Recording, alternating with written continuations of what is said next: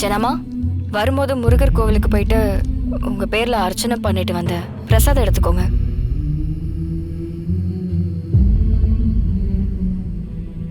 என்ன ஜனாமா, வார வாரம் செவ்வாய்க்கிழமை முருகர் கோவிலுக்கு போவீங்கல்ல, இன்னைக்கு நீங்க மறந்துட்டீங்க. அதான் நான் போயிட்டு வந்தேன். இருங்க, நானே வச்சு விடுறேன்.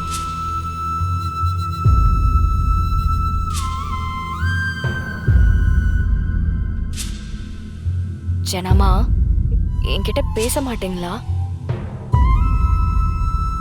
ஜனமா,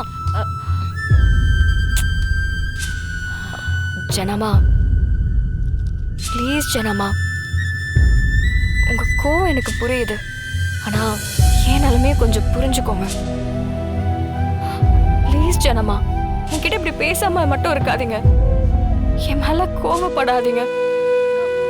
உங்களோட இந்த அமைதியை என்னால பொறுத்துக்க முடியல ஜனமா. உன்னை எதுக்கு உங்க வீட்டுல படிக்க வச்சாங்க சொல்லு. நீ சொல்ல மாட்டல்ல? பொதுவா ஒரு பொம்பளை பிள்ளைய எதுக்காக படிக்க வைக்கிறாங்க?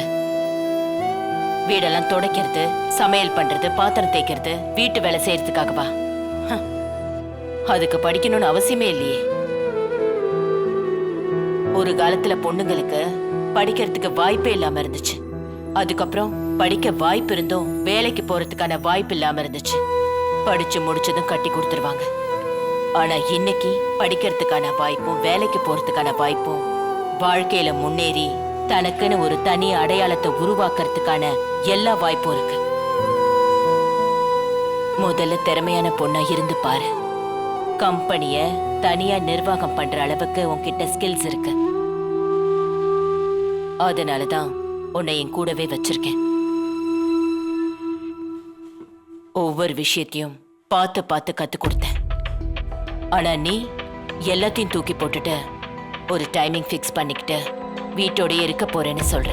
அப்படி இருக்கும்போது எனக்கு உன் மேல கோவம் வருமா இல்ல என்ன வரும்? ஜனமா, நீங்க தானே சொல்லுவீங்க, நாம எவ்வளவுதான் முன்னேறி போனாலும் முதல்ல நம்மளோட குடும்பம், அதுக்கப்புறம் தான் பிசினஸ், பேரு புகழ் எல்லாமேன்னு. இப்போ எனக்கு குடும்பமா பிசினஸ் ஆனு வந்தா எனக்கு குடும்பம் தானே ஜனமா முக்கியம். நீ ஆபீஸ்க்கு வர்றதுனால இந்த குடும்பம் ஒண்ணு குடிமுழுகி போயிடாது. தமிழ், கபோர்ட்ல அந்த ஷர்ட்லாம் எங்க? சிபி சார், எல்லாத்தையும் லாண்ட்ரிக்கு கொடுத்துருக்கேன். வேற ஷர்ட் எதுவும் இல்லையா? இருக்கு சிபி சார், ஆனா எதுவுமே அயன் பண்ணாம இருக்கே. தமிழ், 10 மணிக்கு எனக்கு மீட்டிங் இருக்கு தமிழ். இப்போ நான் என்ன ஷர்ட் போட்டு போறது? இது வேற பட்டன் பிஞ்சு வந்துருச்சு. பட்டன் தானே, இருங்க. தமிழ், என்ன பண்ற? ஒரு 5 நிமிஷம் பட்டனை தச்சு கொடுத்துறேன்.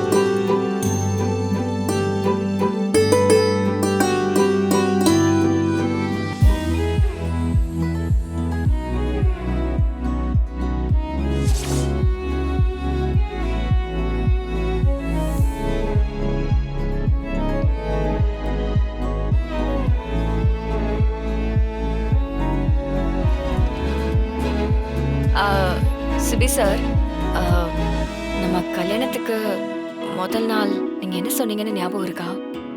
என்ன சொன்ன? வேற ஒரு சந்தர்ப்பத்துல என்ன பார்த்திருந்தா என்ன லவ் பண்ணிருப்பேன்னு சொன்னீங்களே, இதுதான் அந்த வேற சந்தர்ப்பம். நீங்க நிஜமாவே என்னுடைய மாமா பையன்னு தெரிஞ்சதுக்கு அப்புறம் எனக்குள்ள உங்க மேல ஒரு பெரிய காதல் வந்துச்சு. எனக்கு எப்படி சொல்றதுன்னு கூட தெரியல. அதே மாதிரி உங்களுக்கும் என் மேல காதல் வரும். அது வரைக்கும் நான் வெயிட் பண்றேன்.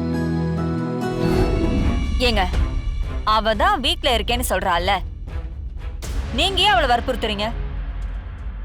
ஓ, அவ தான் வீட்ல இருக்கேன்னு சொல்றாளா? ஆமா. ஆபீஸ்க்கு போனா நீ என் மருமகளே இல்ல, ஜனாமாவோட வாரிசா நீ ஆபீஸ்க்கு போகணுமா இல்ல இந்த வீட்ல என் மருமகளா இருக்கணுமான்னு முடிவு பண்ணுன்னு நீ தானே அவளை வற்புறுத்தி இருக்க. அப்படியெல்லாம் இல்லையே. என்ன இவளே வந்து போட்டு கொடுத்தாளா? தமிழ், அத்தை, நான் எதுவும் சொல்லல அத்தை. இங்க பார், இந்த போட்டு கொடுக்கறது, பொய் சொல்றது, மத்தவங்களை ஏமாத்துறது, இந்த மாதிரி புத்தி எல்லாம் என் மருமகளுக்கு இல்ல. அவ மேல தப்பு இருந்தா அதை நான் தான் பண்ணேன் என் மனுஷன் முன்ன நின்று கேட்பாளே தவிர அதை மழுப்பிட்டு போக மாட்டான். இப்போ ஒன்னால அவன் அம்மா கிட்ட கெட்ட பேர் வாங்கிட்டு இருக்கா. ஆனா நீ கமுக்கமா நினைச்ச சாதிச்சுட்டு உட்கார்ந்துகிட்டு இருக்க. மாமா நான் தான் சொல்றேன்ல, பிரச்சனை வேண்டாம் மாமா, நான் வீட்லயே இருக்கேன். தமிழ், உன் மாமா நான் சொல்றேன், நீ ஆபீஸ் கிளம்பு. மாமா ஓ தமிழ், போய் சந்தோஷமா வேலையை பாரு. இல்ல ஆ, மாமா. போ தமிழ், போய் சந்தோஷமா வேலையை பாரு. அப்படியே போயிட்டு பக்கத்துல ஏதாவது வாடகை விட்ட பாத்துக்கோ. ஒரு முக்கியமான மீட்டிங் கனடா கிளையன்ஸ் கூட இருந்துச்சு, அது போஸ்ட்போன் ஆயிருச்சு. ஆனா அதே டைம்ல எனக்கு வேற ஒரு மீட்டிங் வந்துருச்சு. நீ என்ன பண்ற, அந்த கனடா மீட்டிங் அட்டெண்ட் பண்ணிடுறியா? ஆஹா, என்ன தமிழ்?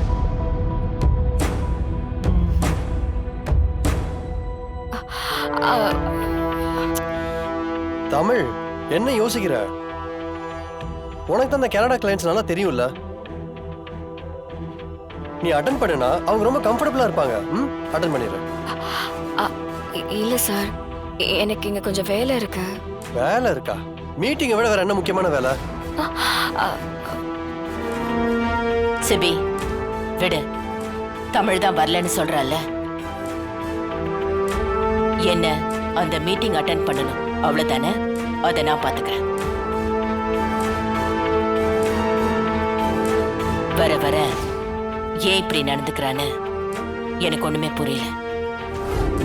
வினோத், இன்னைக்கு அந்த கொரியன் மிக்ஸோட சாம்பிள் வேணும். என்ன நடக்குது? ஏன் எந்த அப்டேட்டும் இல்ல? சார், அதுல கொஞ்சம் பிரச்சனை.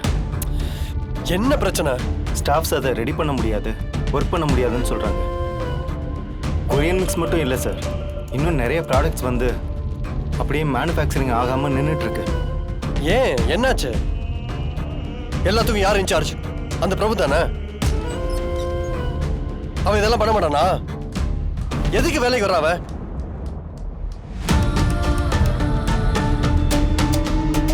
பிரபு, நானே கூப்பிடணும்னு இருந்தேன்.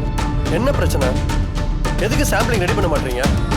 சாரி சார், பண்ண முடியாது. முடியாதுன்னா காரணத்தை சொல்லுங்க. சார், அந்த மிஷின்ஸ் எல்லாம் ரொம்ப பழசாயிடுச்சுன்னு ரொம்ப நாளாக சொல்லிட்டு இருக்கோம். அதில் ஒர்க் பண்ணுறது ரொம்ப ஆபத்து. சார், ஒரு நூலில் ஒரு எம்ப்ளாயோட கையே கம்ப்ளீட்டாக கட் ஆயிருக்கும். ஏதோ லாஸ்ட் மினிட்ல பக்கத்தில் இருந்த எம்ப்ளாயி அவர் சேவ் பண்ணியிருக்காரு. சார், இந்த விஷயத்தை நான் உங்ககிட்ட பல தடவை கம்ப்ளைண்ட் பண்ணியாச்சு.